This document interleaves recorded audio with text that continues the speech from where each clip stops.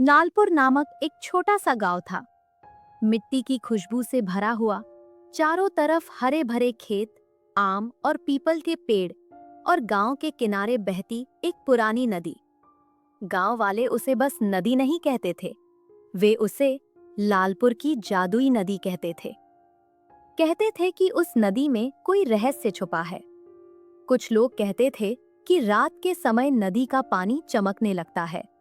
कुछ कहते थे कि वहां कोई अदृश्य शक्ति रहती है, और कुछ लोग तो यह भी कहते थे कि नदी किसी से बात करती है।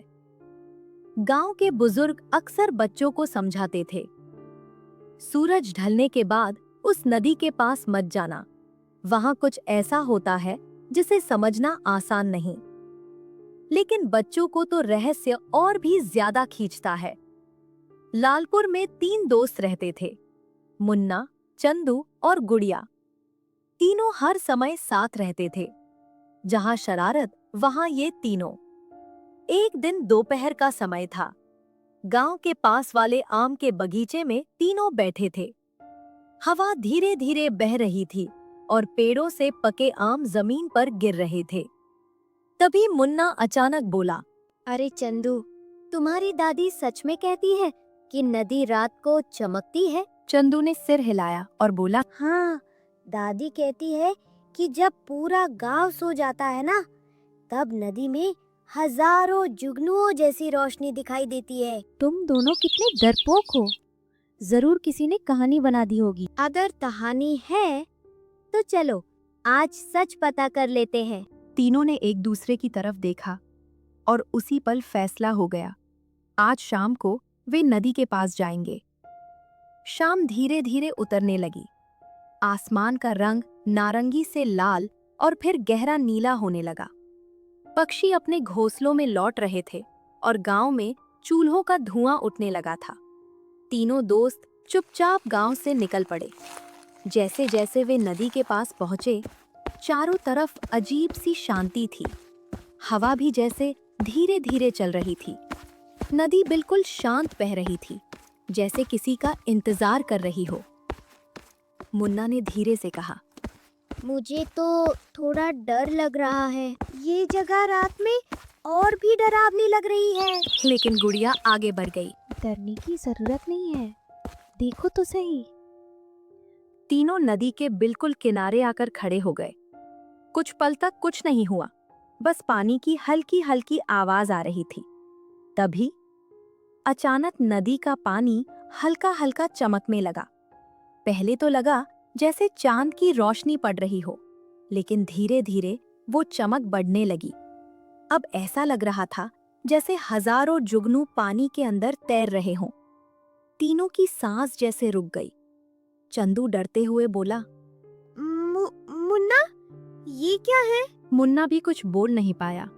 तभी नदी के बीच से पानी हल्का हल्का घूमने लगा और अचानक पानी में से एक चमकदार मछली ऊपर आई। उसके शरीर से नीली रोशनी निकल रही थी। उसकी आंखें ऐसे चमक रही थी जैसे छोटे छोटे सितारे हों। तीनों दोस्त पीछे हट गए।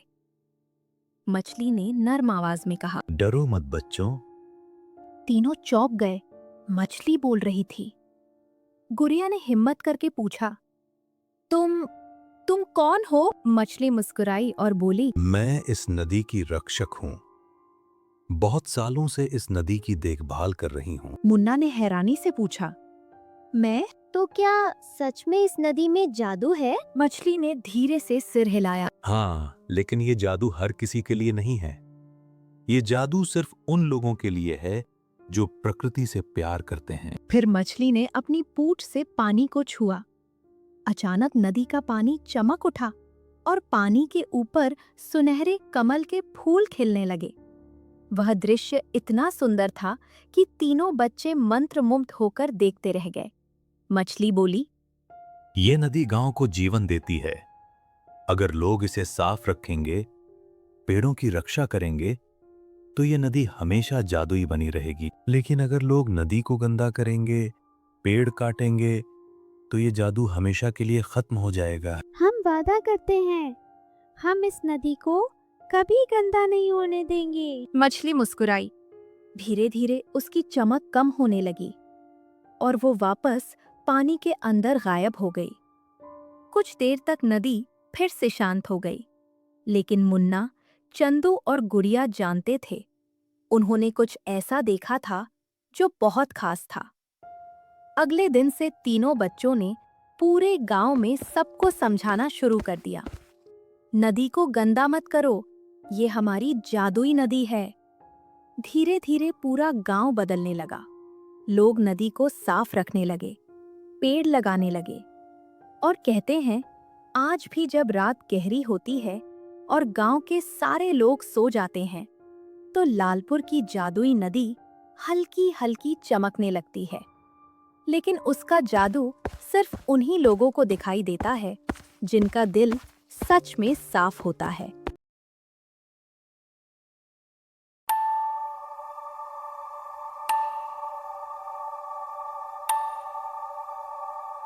गांव से थोड़ी दूर एक घना और पुराना जंगल था। दिन में भी वहां सन्नाटा छाया रहता था और रात होते ही वो जगह और भी डरावनी लगने लगती थी। गांव के बुजुर्ग हमेशा कहते थे कि सूरज ढलने के बाद उस रास्ते से नहीं गुजरना चाहिए, क्योंकि कई लोगों ने वहां अजीब अजीब आवाजें सुनी थीं। उस दिन शाम को आसमान में हल्के हल्के बादल छा रहे थे, ठंडी हवा चल रही थी और धीरे धीरे अंधेरा घिरने लगा था। रामू और श्याम अपने खेत से काम खत्म करके घर लौट रहे थे। दोनों दोस्त बचपन से साथ थे और अक्सर इसी रास्ते से आते जाते थे। जैसे जैसे वे जंगल के पास पहुंच रहे थे, रास्ता और सुनसान होता जा रहा था। दूर कहीं से कुत्तों के भौंकने की आवाज आ रही थी और पेड़ों की टहनियां हवा से हिल रही थीं। श्याम के मन में अचानक अजीब सा डर पैदा होने लगा। श्याम धीरे से घबराते हुए बोला, रामू, मुझे आज ये रास्ता कुछ अलग लग रहा है। पता नहीं क्यों दिल बहुत तेज धड़क रहा है। लगता है जैसे कोई हमें दूर से देख रहा हो। क्या हमें थोड़ा जल्दी नहीं चलना चाहिए? फिर रामू हंसते हुए बोला, अरे श्याम, तू हर बात में डर जाता है। ये वही रास्ता है जिससे हम रोज आते हैं। हवा चल रही है इसलिए पेड़ हिल रहे हैं और आवाजें आ रही हैं। इसमें डरने वाली कोई बात नहीं है। उसके बाद दोनों धीरे धीरे आगे बढ़ते रहे। तभी अचानक जंगल के अंदर से एक अजीब और लंबी आवाज गूंजी। हूँ।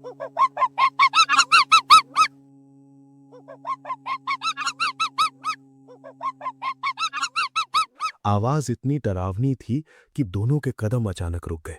हवा तेज हो गई, पेड़ों की पत्तियां जोर जोर से सरसराने लगीं। श्याम कांपती आवाज में, रामू, तूने सुना? ये कैसी आवाज थी? मैंने ऐसी आवाज पहले कभी नहीं सुनी। ऐसा लग रहा है जैसे कोई बहुत दूर से हमें बुला रहा हो या शायद चेतावनी दे रहा हो। रामू थोड़ा गंभीर होकर बोला, हाँ, आवाज तो मैंने भी सुनी, लेकिन शायद ये हवा की वजह से हो। तू डर मत, हम बस जल्दी से इस जंगल वाले रास्ते को पार कर लेते हैं। दोनों ने अपने कदम तेज कर दिए। कुछ दूर आगे बढ़ने पर रास्ते के किनारे एक बहुत पुराना बरगद का पेड़ था। उसकी लंबी लंबी जड़ें नीचे लटक रही थीं और हवा से धीरे धीरे हिल रही थीं। अचानक बिजली चमकी और उसी रोशनी में दोनों ने देखा, बरगद के नीचे एक सफेद परछाई खड़ी थी। वो बिल्कुल स्थिर थी, जैसे किसी का इंतजार कर रही हो। श्याम डर से फुसफुसाते हुए बोला, रामू, उधर देख। वो क्या है? क्या कोई इंसान है या कुछ और? मुझे बहुत डर लग रहा है। चलो यहाँ से वापस चलते हैं। रामू ने ध्यान से देखा। परछाई धीरे धीरे हिलने लगी और जैसे उनकी तरफ बढ़ रही हो। रामू घबराकर, मुझे भी ठीक से समझ नहीं आ रहा, लेकिन अब यहाँ रुकना सही नहीं है। चल जल्दी चलते हैं। उसके बाद दोनों तेजी से चलने लगे, लेकिन तभी पीछे से फिर वही आवाज आई, रुको रुको। दोनों के शरीर में जैसे बिजली दौड़ गई। श्याम घबरा कर बोला, रामू, ये तो किसी आदमी की आवाज है, लेकिन यहाँ इस समय कौन हो सकता है? कहीं वो वही परछाई तो नहीं थी? रामू, मुझे कुछ समझ नहीं आ रहा, लेकिन अब हमें दौड़ना होगा। दोनों पूरी ताकत से दौड़ने लगे। हवा और तेज हो गई, बादल गरजने लगे। दौड़ते दौड़ते वे एक पुराने खंडहर के पास पहुंच गए। वो जगह बहुत सालों से खाली पड़ी थी। दीवारें टूटी हुई थीं और दरवाजा आधा लटक रहा था। अचानक चर्र, दरवाजा अपने आप धीरे धीरे खुल गया। अंदर घना अंधेरा था। दोनों हांफते हुए वहीं रुक गए।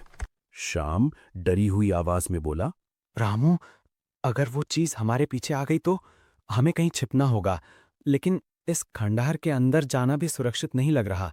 लामू, सच कहूं तो मुझे भी डर लग रहा है, लेकिन बाहर खड़े रहने से बेहतर है कि हम अंदर जाकर देख लें। दोनों धीरे धीरे खंडहर के अंदर गए। अंदर इतना सन्नाटा था कि उनकी सांसों की आवाज भी साफ सुनाई दे रही थी। तभी अंधेरे के अंदर से कदमों की आवाज आने लगी। ठक ठक ठक। दोनों के दिल की धड़कन और तेज हो गई। अचानक अंधेरे में एक हल्की रोशनी दिखाई दी और धीरे धीरे एक आदमी लालटेन लेकर सामने आया। जैसे ही रोशनी उनके चेहरों पर पड़ी, दोनों हैरान रह गए। वो कोई भूत नहीं था, वो गांव के हरिया काका यानी गांव के बूढ़े चौकीदार थे। हरिया काका हंसते हुए, अरे रामू और श्याम, तुम लोग यहाँ क्यों भागते हुए आए हो? मैं तो काफी देर से आवाज लगा रहा था कि तूफान आने वाला है, जल्दी घर चले जाओ। दोनों ने राहत की सांस ली और रामू ने हंसते हुए बोला, काका, हमें लगा कि कोई भूत हमारा पीछा कर रहा है। जंगल में जो सफेद परछाई थी उसी को देखकर हम डर गए। हरिया काका, अरे वो परछाई, वो तो मेरी ही चादर थी जो पेड़ पर अटक गई थी। हवा चल रही थी इसलिए वो हिल रही थी। रामू और श्याम एक दूसरे को देखकर हंस पड़े। लेकिन जब वे खंडहर से बाहर निकलकर गांव की तरफ जा रहे थे, तभी जंगल की तरफ से फिर वही आवाज आई। तीनों कुछ पल के लिए चुप हो गए। हरिया काका भी थोड़ा गंभीर हो गए, क्योंकि इस बार हवा बिल्कुल नहीं चल रही थी।